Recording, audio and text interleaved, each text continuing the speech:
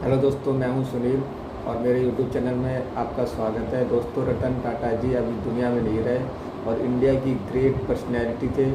बहुत लोग उनकी छोटे से बड़े से लेकर सब इंडिया में उनकी बहुत इज्जत करते थे और उनकी शख्सियत ऐसी थी कि जब भी भारत में कोई विपत्ति आई तो उन्होंने बढ़ चढ़ के सेवा की, चाहे वो कोरोना काल में हो या इंडियन आर्मी को ट्रक देने की बात हो या कोई व्हीकल देने की बात हो। वो हर चीज़ में बहुत आगे रहते थे और गरीबों की बहुत सेवा भी करते थे।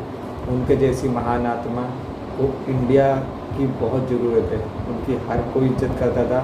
तो उनकी वीडियो है आज रतन टाटा जी के बारे में, देखते हैं। और दोस्तों, अगर ये वीडियो आपको अच्छी लगे तो हमें कमेंट बॉक्स में लाइक और सब्सक्राइब करना ना भूलें। तो let's start. India's legend Ratan Tata has passed away.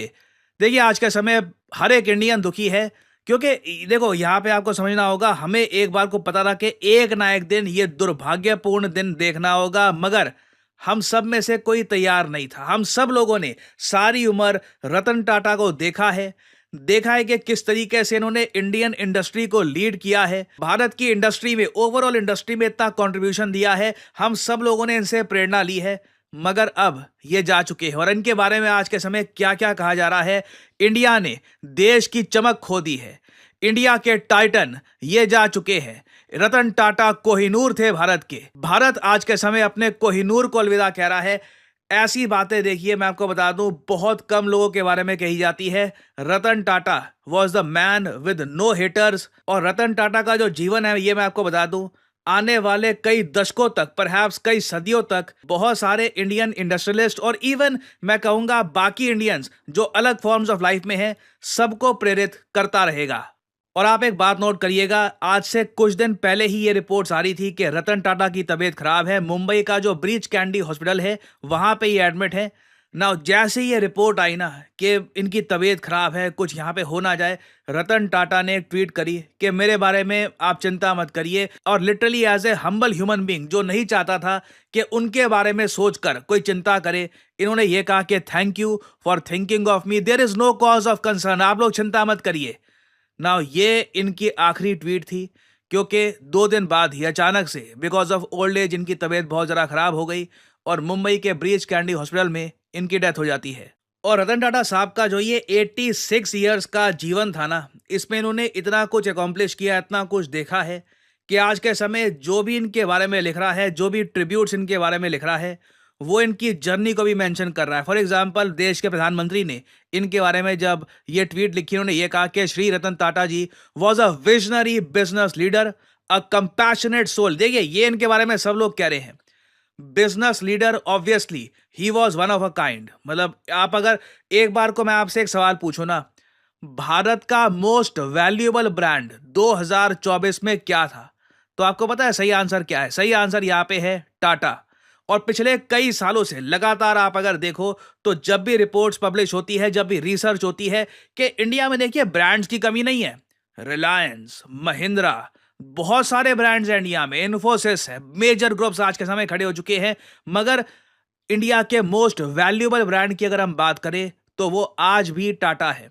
और इस ब्रांड को बनाने में मैं कहूंगा 2 लोगों का क्रिटिकल रोल रहा है। एक तो जमशेदजी टाटा, जिन्होंने टाटा ग्रुप को फाउंड किया था, और उनके पोते रतन टाटा। इन दोनों का मैं कहूंगा सबसे बड़ा कंट्रीब्यूशन रहा है in making Tata India's most valuable brand. और इंडियाज मोस्ट वैल्यूएबल ब्रांड ये लोग ऐसे ही नहीं बने। आप अगर कोई भी सेक्टर देख लीजिए, वहां पे आपको Tata state of the art services provide करता हुआ दिखेगा। डिफेंस में आप देख लीजिए, टाटा एडवांस सिस्टम आपको मिलेगा। ग्लोबल ट्रेडिंग में टाटा इंटरनेशनल ग्रुप है। आईटी में टीसीएस, इंडिया की लीडिंग आईटी कंपनी। उसके अलावा टाटा स्टील, वोल्टास, कई ब्रांड्स हैं, लोगों को पता भी नहीं है कि ये एक्चुअली टाटा ग्रुप के अंडर आते हैं। कई इंटरनेशनल ब्रांड्स हैं, जैगुआर, उसके अलावा Trent, Tata capital, air India, Vistara, Tata communications, एक ह्यूमंगस ग्रुप है। और हर जगह आप देखोगे टाटा ग्रुप ने state of the art service deliver करी है। और इसके पीछे देखिए, क्रिटिकल रोल मैं यहां पर इसलिए कहूंगा 2 लोगों का है।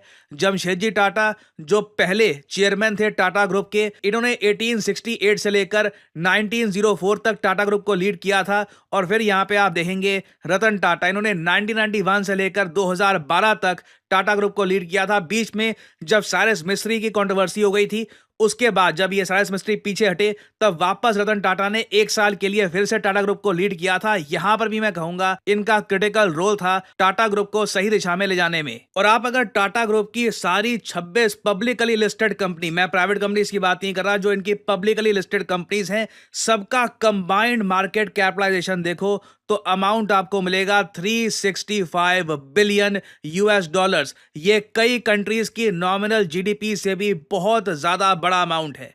अब यहां पे तो आपने देखा कि ये था इंपैक्ट रतन टाटा का एज एन इंडस्ट्रियलिस्ट। नाउ अब आप समझ सकते हैं कि कितनी बड़ी बात है कि एक तरफ तो आप इतने बड़े इंडस्ट्रियलिस्ट हो, आपने इतने बड़े ग्रुप को लीड किया हो, मगर तब भी जब आपका निधन होता है ना, तो लोग लिखते हैं he was a compassionate soul. और ये लाइफ में मैं आपको बता दूं अकॉम्प्लिश कर पाना बहुत ही मुश्किल होता है कि आप एक बार को प्रोफेशनल लाइफ में इतना कुछ अचीव कर पाए, मगर तब भी जब लोग आपको याद रखें ना, लोग कहेंगे क्या हम्बल आदमी थे, क्या कंपैशनेट आदमी थे, he was an extra ordinary human being. ये मोदी जी ने लिखा है। और मैं आपको बता दूं मोदी जी बहुत रेयरली ऐसी लैंग्वेज यूज करते हैं किसी के निधन पर। He provided stable leadership to one of India's oldest and most prestigious business houses, जैसे मैंने आपको बताया। मगर तब भी जो लास्ट लाइंस हैं मोदी जी ने जो इनके बारे में लिखी है, ये है कि he endeared himself to several people thanks to his humility. ये सब लोग बोलेंगे humble human being, kindness, kind human being and unwavering commitment to making our society better. देखिए इसका रीजन मैं आपको बता देता हूं। रतन टाटा ने अपने लाइफ टाइम में बिलियन डॉलर से भी ऊपर डोनेट कर दिए थे चैरिटी में। टोटल अगर मैं कहूं तो 9,000 से लेकर 10,000 करोड़ रुपए इन्होंने डोनेट कर दिए। अपनी इनकम का ही ये 60 to 70% डोनेट कर चुके हैं। उसके अलावा आप एक बार को सोच कर देखिए, जब टाटा ग्रुप सिर्फ 5 बिलियन डॉलर्स पे था ना, अंडर रतन टाटा ये 5 बिलियन डॉलर से 100 बिलियन डॉलर्स तक गया। मगर तब भी रतन टाटा ने जो अपनी ह्यूमिलिटी है ये कभी नहीं खोई। और आज भी गूगल के जो सीईओ है सुंदर पिचाई, जब रतन टाटा के बारे में लिखते हैं, वो ये कहते हैं कि मेरी आखिरी मीटिंग हुई थी रतन टाटा से एट गूगल, हमने बातचीत करी थी अबाउट हिज विजन। और इनके बारे में एक लाइन यहां पर नोट करना, he deeply cared about making India better. Even though मैं ये कहूंगा as an industrialist he was phenomenal। आपके सामने हैं इनके रिजल्ट्स। टाटा ग्रुप में शायद ही आपको कोई ऐसा चेयरमैन मिलेगा जिनका इंपैक्ट इतना बड़ा रहा हो कि 5 बिलियन से लेकर सीधा 100 बिलियन तक ले जाए एक ग्रुप को। But at the same time यहाँ पे आपको ये भी देखना होगा, कभी भी इनमें एरोगेंस नहीं आई। इनमें ये नहीं आया कि अब तो मैंने इतना बड़ा काम कर दिया, 100 बिलियन तक पहुंचा दिया ग्रुप को, मैं तो बंगले में रहूंगा, महल में रहूंगा। कुछ भी नहीं। रतन टाटा जिस घर में रहते थे ना, उसकी वैल्यू बताया जाता है 175 करोड़ के आसपास की थी। ना मैं आपको ये बता दूं, जो इनका कंट्रीब्यूशन रहा है टाटा ग्रुप में, जो इनकी खुद की नेटवर्थ थी, ये आराम से ये भी चाहते ना तो मल्टी मिलियन, कई आप कह लीजिए 1,000-2,000 करोड़ का कोई आलीशान घर बनाकर ये रह सकते थे। मगर ही वॉज अ हम्बल मैन। आपने कभी देखा नहीं होगा कि कोई बहुत बड़ी पार्टी कर रहे हैं या कुछ बहुत बड़े सेलिब्रिटीज के साथ हैं। बहुत ह्यूमिलिटी के साथ इन्होंने अपना जीवन बिताया है। और इसलिए आज के समय every Indian is remembering him. और जब मैं कहता हूं एवरी इंडियन, तो I literally mean every Indian. President of India से लेकर defence minister, leader of opposition, हर कोई आज के समय, स्टेट के जो चीफ मिनिस्टर्स हैं वेरियस, सब लोग आज के समय यही कह रहे हैं कि his demise will be an irreparable loss for Indian business world and society। और आप अगर रतन टाटा की पर्सनल लाइफ भी देखो ना, तो बहुत ज्यादा ऑनेस्ट इंसान थे। जो ये ओपनली अपने इमोशंस एक्सप्रेस कर पाते थे ना, उससे भी साफ लगता था कि कहीं पे भी ना इनमें घमंड नहीं है कि दुनिया के सामने मुझे मुखौटा पहनना है कि नहीं मैं तो रतन टाटा हूँ, I have to be this way. जब इनसे पूछा गया कि आपकी शादी नहीं हुई, डू यू फील लोनली, इन्होंने ओपनली बोला कि हाँ, there are many times I feel lonely. काफ़ी बार अकेलापन मैंने महसूस किया कि मेरी वाइफ नहीं है, मेरी फैमिली नहीं है। ये चाहते थे, इनको जो फ्रीडम इनको मिली लाइफ में, इन्होंने उसको भी इंजॉय किया है कि इनके पास ये फ्रीडम है कि इनको किसी की चिंता नहीं करनी पड़ती, एक फैमिली की चिंता नहीं करनी पड़ती। But at the same time he did feel a little lonely. और इनकी स्टोरी जो है ये भी कमाल की है। 1962 इंडिया चाइना वॉर की वजह से इनकी शादी होते होते रह गई। जब ये यूएस में पढ़ रहे थे उस वक्त ही फेल इन लव, एक अमेरिकन महिला थी, उनसे इनकी शादी होने ही वाली थी, मगर अचानक से जब इंडिया चाइना वॉर आ जाती है तो यूएस में आप समझ लीजिए रिपोर्टिंग ऐसे हो रही थी कि बस चाइना आक्रमण कर देगा इंडिया पे, इंडिया को कब्जा लेगा, कुछ बहुत ही बड़ा इवेंट हो रहा है। और उस महिला के परिवार ने ये डिसाइड किया कि नहीं, हमारे लिए सही नहीं होगा कि हमारी बेटी इंडिया जाए, अभी तो वॉर भी चल रही है वहां पर। और इसी वजह से रतन टाटा की उस वक्त मैरिज हो नहीं पाई and eventually he never married. मगर आज के समय पूरा भारत इनको याद कर रहा है as our own family member.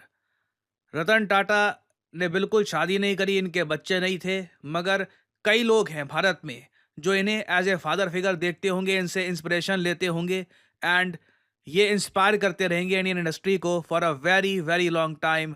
The legend of India Ratan Tata, there will never be another one.